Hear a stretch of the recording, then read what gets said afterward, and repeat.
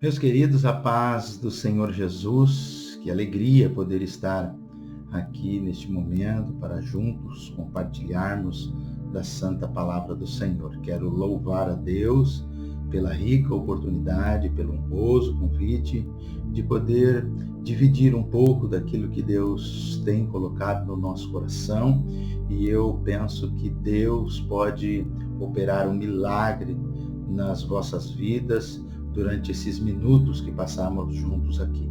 Que as mãos do Senhor possam continuar sobre a sua vida.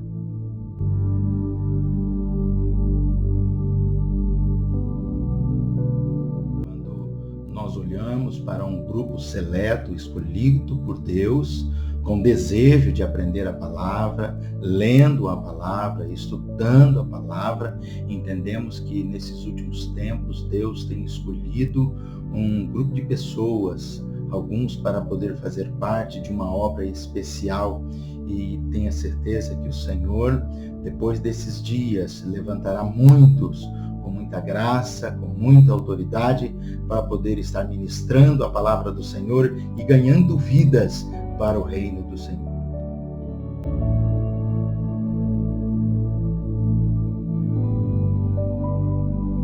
As cartas de Paulo sempre têm muito a nos ensinar, especificamente quando estudamos a carta de Paulo aos Coríntios, na sua primeira carta, que está no cânon bíblico, 1 Coríntios. É a carta que nós estaremos estudando agora, rapidamente. Claro, o nosso horário é bastante, o nosso tempo é bastante escasso, mas vamos falar do primeiro capítulo até o capítulo de número 16. E quando nós olhamos para aquele povo que agora cristão, entendemos que eles estavam um pouco fora dos propósitos divinos. Eles precisavam ter uma mudança, precisavam ter realmente um avivamento, e que eles mudassem as vossas vidas de uma vez por todas e entendessem o que é evangelho, entendessem o que é ser cristão, o que é estar dentro da vontade de Deus.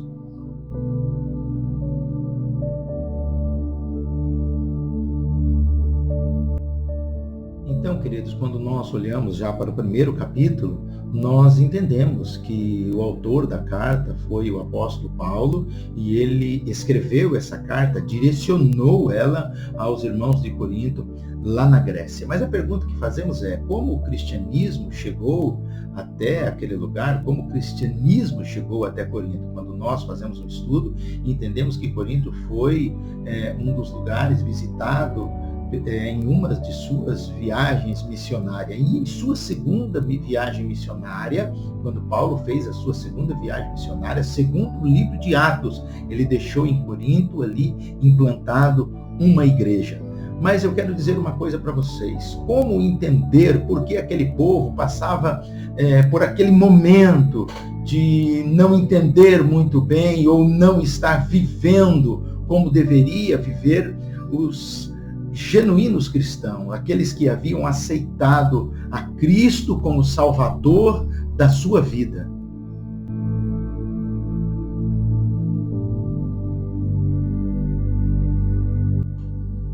Então, para que possamos entender isto, é importante conhecer um pouco da antiga Corinto, da Corinto séculos antes do apóstolo Paulo. E quando nós olhamos para a história, fazemos alguns estudos, a gente percebe algumas coisas. Primeiro, havia em Corinto dois grandes portos que ajudavam ou movimentavam a economia da cidade. Havia o porto que ficava no Mar Egeu e o porto que ficava no Golfo de Corinto. Muitas mercadorias saíam e entravam por estes portos. Outra coisa que havia em Corinto era dois grandes templos. Um dos templos ficava em uma acrópole, era o templo de Afrodite.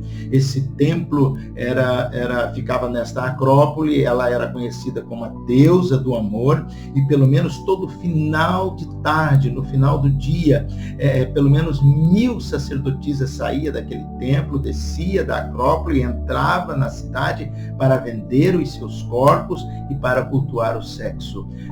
Neste tempo, Corinto tinha mais ou menos 250 mil pessoas pessoas. Também havia ali em Corinto o templo de Apolo. Apolo era conhecido como Deus da música, Deus da poesia, Deus da beleza masculina, e ali estava então um cenário para uma vida de promiscuidade, uma vida terrível, uma vida longe realmente dos caminhos do Senhor, uma vida de idolatria, de culto ao sexo, ao corpo, ao homem, e estavam todos longe da vontade de Deus. Corinto, nesta época, era conhecido por sua luxúria e por sediar os jogos istmicos, ou seja, aqueles jogos que eram em homenagem a Poseidon, deus do mar. Eram jogos onde as pessoas vinham de vários lugares e vinham até ali, mais ou menos parecido como as Olimpíadas dos dias de hoje. Pessoas vinham com suas habilidades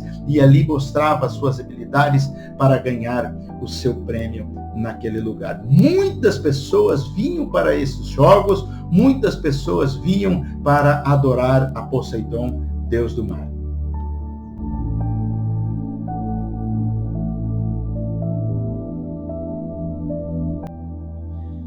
É importante dizer que Corinto, ao longo dos anos, ao longo de séculos e ao longo de décadas, eles enfrentaram vários ataques do inimigo. Tiveram, ao longo desses séculos, muitas derrotas e muitas migrações de poder através dos impérios que vinham chegando e dominando aquela região. Mas os hábitos proporcionados pela luxúria e os costumes depravados de pecado e idolatria era arrastado pelo povo ao longo de anos, décadas e séculos também. Agora preste atenção nisso. Séculos mais tarde, agora já no templo de Paulo, Corinto tinha cerca de 800.000 pessoas. O povo estava longe da vontade de Deus, mas é neste cenário, exatamente neste ambiente, glória a Deus, que chega o Evangelho e muitos foram alcançados pela palavra de Deus. E é claro, agora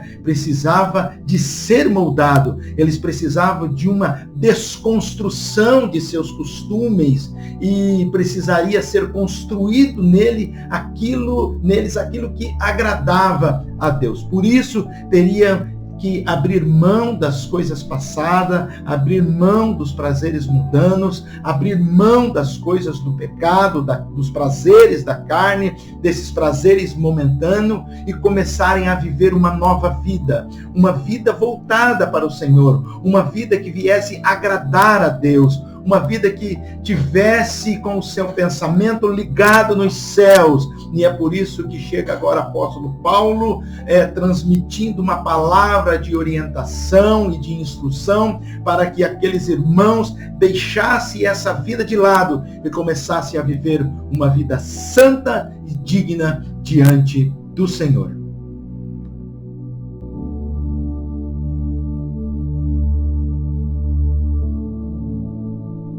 Glória a Deus. E quando nós olhamos já no primeiro capítulo, a gente vai entender lá no versículo 11 que através de um membro da família de Cloé, Paulo fica sabendo das dificuldades e dos problemas da igreja de Corinto. Então, eles enfrentavam, ele fica sabendo que aquela igreja estava enfrentando algumas dissensões e algumas situações de desordem, e Paulo, então, dá algumas instruções àquela igreja, e depois ele passa a responder aos cristãos daquela igreja de uma forma muito maravilhosa. Glória a Jesus. Esta igreja era uma igreja que ela não tinha falta de dons. Quando nós olhamos o versículo de número 7 desse primeiro capítulo, nós vamos ver Paulo dizendo assim: de maneira que nenhum dom vos falta. Olha que coisa linda, esperando a manifestação de nosso Senhor Jesus Cristo. Era uma igreja rica com dons, era uma igreja pelo qual os dons estavam disponíveis e acessíveis por eles, mas os crentes de Corinto tinha muitos conceitos errados sobre o Espírito Santo. O problema da igreja de Corinto era como utilizar os dons e como distinguir o verdadeiro dom, né? O verdadeiro dom e os dons artificiais. Então, Paulo fala de maneira muito clara em primeira carta de Paulo aos Coríntios, no capítulo de número 12, do capítulo de número 13 e também no capítulo de número 14, Paulo vem tratar de uma forma maravilhosa a respeito dos dons, queridos.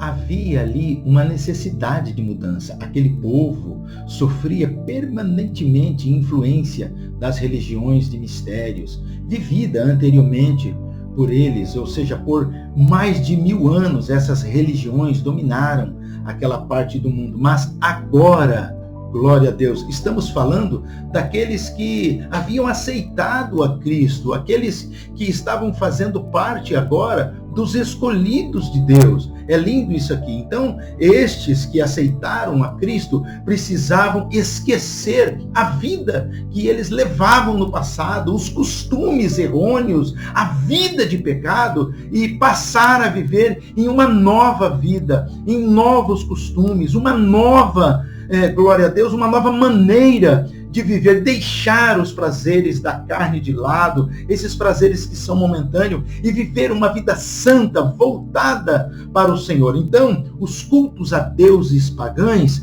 tinha que ser deixados de lado, os cultos aos prazeres da carne tinha que ser deixado de lado, uma vida promíscua de pecado tinha que ser deixado de lado. Eles precisavam estar, tudo isso precisava estar no passado, e eles precisavam agora estar dentro da vontade de Deus, porque, aleluia, agora eles tiveram um encontro com Cristo. No versículo de número 6 desse capítulo 1, e também no versículo de número 5 e 6, vai dizer assim: porque em tudo fostes enriquecidos nele, aleluia, em toda a palavra e em todo o conhecimento, como o testemunho de Cristo mesmo foi confirmado entre vós. Agora aqui, irmãos, para alguns, esta experiência de estar próximo do Senhor ou de ter conhecido um Deus verdadeiro, começar a fazer parte do cristianismo e fazer parte, aleluia, de um novo contexto, com novos costumes, ou seja, esquecer aquela vida passada, deixou algum deles meio perdido. Conhecer aquele Deus do desconhecido, né? O Deus desconhecido, usando a expressão agora do apóstolo Paulo. Então, claro, precisava de um tratamento, precisava de instruções, precisava de um direcionamento de um homem de Deus para que aquele povo fosse amoldados e passassem a ter uma vida santa, digna diante do Senhor Jesus.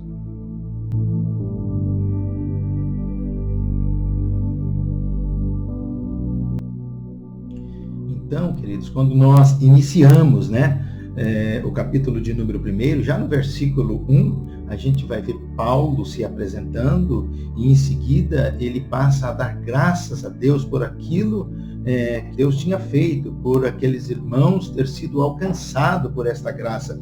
O versículo de número 4 vai dizer assim: sempre dou graças ao meu Deus por vós e pela graça de Deus que vos foi dada em Jesus Cristo. Mas dentro deste mesmo capítulo, os irmãos parecem ter uma divisão de pensamentos. Eles parecem que um quer ir para um lado e outro quer ir para o outro. Lá no versículo 12, a gente entende isso, porque eles vão dizer, um vai dizer eu sou de Paulo, outro vai dizer eu sou de Apolo, e outro vai dizer eu sou de Cefas, e outro vai dizer eu sou de Cristo. Ou seja, eles estavam tendo referência por ministros do Evangelho e não olhando para Cristo como deveria olhar. Mas então no versículo de número 13, Paulo ele é muito firme em suas palavras quando ele diz assim: está Cristo dividido?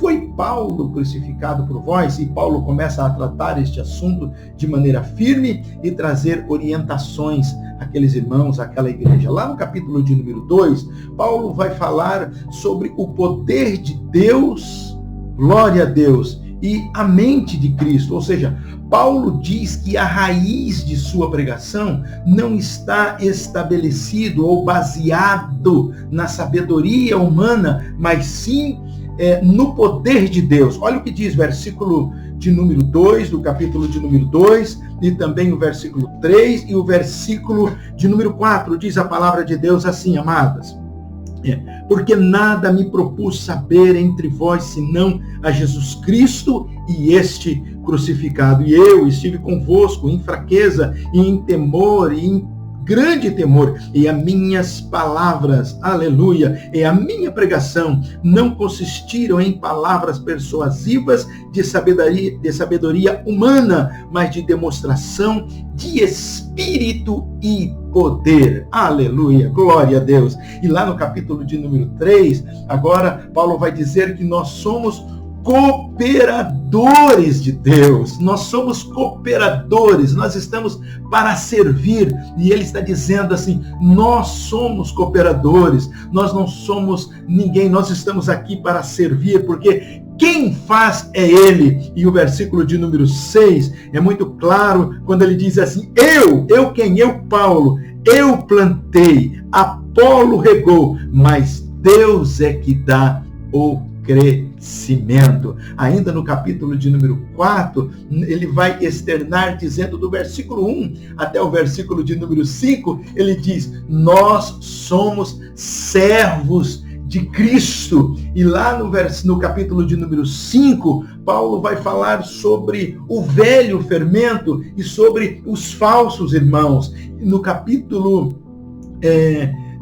de número 5, a partir do versículo de número 1, a gente vai perceber que havia um incesto entre os irmãos. E Paulo diz assim, cuidado, um pouco de fermento vai levedar toda a massa. E Paulo começa a tratar, ele está dizendo que as coisas não podem ser deixadas de lado, usando uma expressão que a gente sempre usa no nosso tempo, não dá para tampar o sol com a peneira, não dá para estar empurrando as coisas um dia após o outro, não. Errou, o assunto precisa ser tratado, tem que chamar a liderança da igreja, chamar o pastor, abrir o coração para que a gente seja alcançado pela misericórdia do Senhor. A Bíblia vai dizer, aquele que confessa e deixa, alcança a misericórdia. Primeiro, nós precisamos reconhecer os nossos erros, reconhecer a nossa pequenez, abrir o nosso coração para uma autoridade de Deus colocado sobre as nossas vidas e clamar pelo perdão e a misericórdia do Senhor.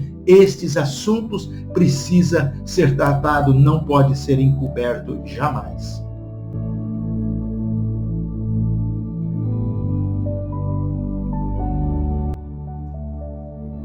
O capítulo de número 6 vai falar da divergência sobre os irmãos. Vai falar ali que quando os irmãos estiverem em desacordo com alguns assuntos, não deve estar buscando a justiça lá fora, como às vezes a gente vê por aí, né? Não, mas nós devemos buscar a autoridade espiritual que está sobre as nossas vidas e resolver as nossas divergências entre os irmãos para que não venha causar nenhum escândalo. Quando nós olhamos para o capítulo de número 7, Paulo vai trazer conselhos aos solteiros e também aos casais. Paulo vai falar dos deveres da mulher e também vai falar dos deveres do marido. Capítulo 8, Paulo está falando da liberdade cristã.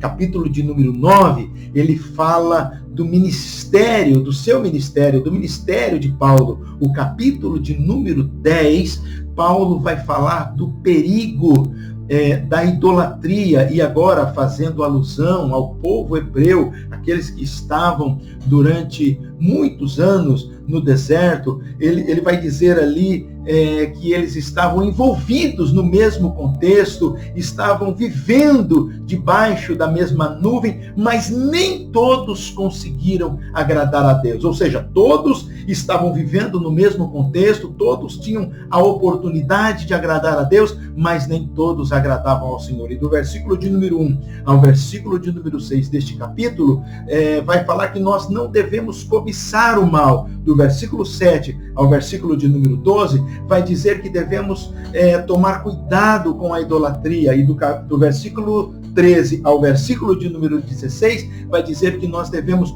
fugir da idolatria.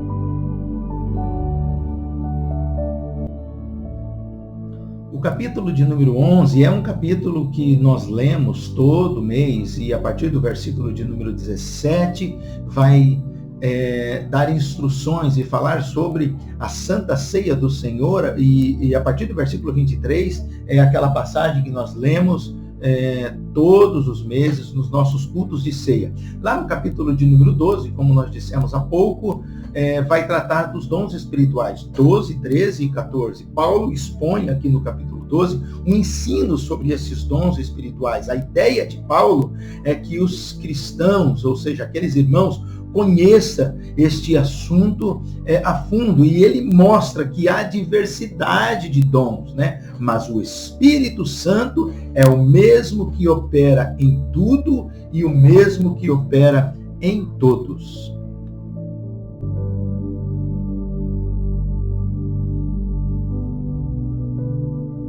O capítulo de número 13 é o capítulo que vai falar do amor, dizendo que este amor é o maior dom. Um dos capítulos mais importantes da Bíblia Sagrada e parte da literatura mundial, sim, fala do amor. Ele diz que não importa, eu acho lindo isso, ele diz que não importa a virtude e os talentos que temos, nenhum deles se compara ao amor. E quando nós olhamos lá no capítulo 13, e o versículo de número 1 ao versículo de número 8, mas quando lemos o versículo de número 1, fica claro o versículo quando diz: ainda que eu falasse a língua dos homens e dos anjos, e não tivesse amor, seria como metal que soa ou como sino que timbre. Quando nós olhamos ainda no capítulo de número 14, vai falar da utilização das línguas. E quando nós olhamos para isso, nós vamos ver Paulo dando instruções sobre as línguas estranhas, também sobre as profecias.